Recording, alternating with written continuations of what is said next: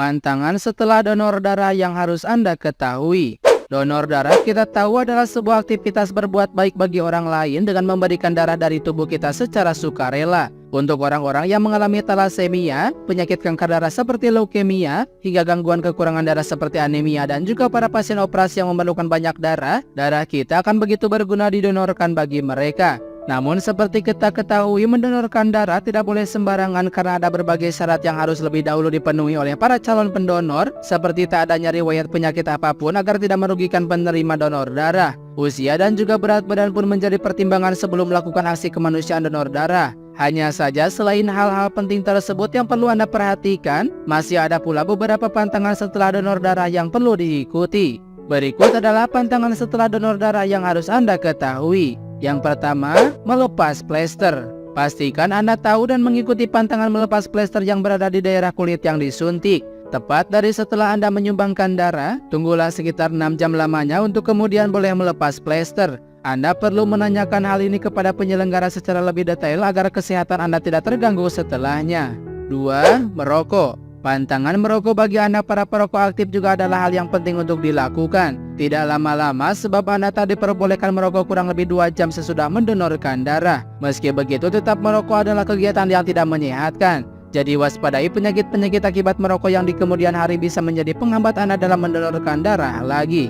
3. Makanan tak sehat. Setelah mendonorkan darah, penting untuk menjaga asupan makanan seperti sebelum Anda melakukan aksi ini. Jika sebelum mendonorkan darah Anda diminta menghindari makanan-makanan yang mengandung lemak jenuh tinggi, maka sama halnya ketika Anda sudah selesai mendonorkan darah. Makanan-makanan dengan kandungan lemak jenuh tak sehat untuk memulihkan tubuh. Oleh karena itu lebih dianjurkan untuk mengonsumsi makanan yang mengandung lemak rendah agar tubuh mendapatkan nutrisi dalam masa pemulihan, sekaligus menjadi langkah pencegahan untuk risiko sakit kepala apalagi pingsan. Bahkan camilan tak sehat pun seperti gorengan perlu dihindari sementara waktu untuk tubuh pulih lebih cepat dan energi bisa kembali lebih dulu. 4. Jarang minum. Pantangan jarang minum artinya Anda harus minum lebih banyak air putih dan mengasup banyak cairan supaya tubuh terhindar dari risiko dehidrasi. Selesai menyumbangkan darah, Anda perlu memberikan asupan cairan cukup bagi tubuh dengan meminum sekitar 500 ml air yang bahkan juga dianjurkan untuk dilakukan sebelum mendonorkan darah. Ketika tubuh tak menerima cukup cairan saat setelah mendonorkan darah, elektrolit dalam tubuh pun akhirnya tak seimbang sehingga Anda justru hanya akan mengalami sakit kepala dan juga rasa mual di perut. Jika penyelenggara donor darah menyediakan jus jeruk secara gratis, maka konsumsilah agar pemulihan tubuh bisa terjadi secara lebih baik.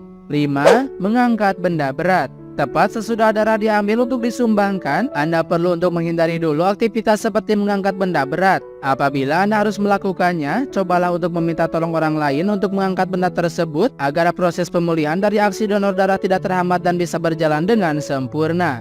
6. Defisiensi zat besi. Anda juga harus pantang kekurangan asupan zat besi, yang artinya makanan yang mengandung zat besi tinggi harus jadi prioritas setelah mendonorkan darah. Daging merah, sayur bayam, telur, kacang merah, dan juga buah tomat merupakan makanan dengan zat besi tinggi dianjurkan sebagai penambah darah yang efektif.